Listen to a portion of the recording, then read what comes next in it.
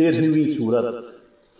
فرزند آدم، جس قدر مجھ سے حاجتیں رکھتے ہو اسی قدر میری اطاعت کرو، اور جس قدر جہنم کی آگ برداشت کر سکتے ہو اسی قدر میری نافرمانی کرو، اور جس طرح آخرت میں رہنا ہے اسی قدر سامان اس دنیا سے لے کر چلو۔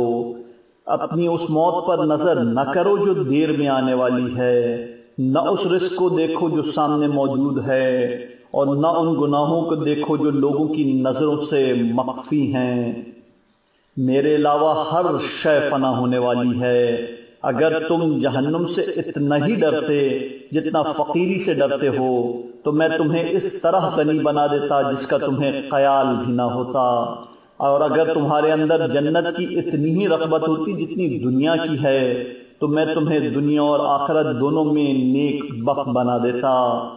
دیکھو، دنیا کی محبت پیدا کر کے اپنے دلوں کو مردہ نہ بناؤ کہ یہ ان قریب فنا ہو جانے والی ہے۔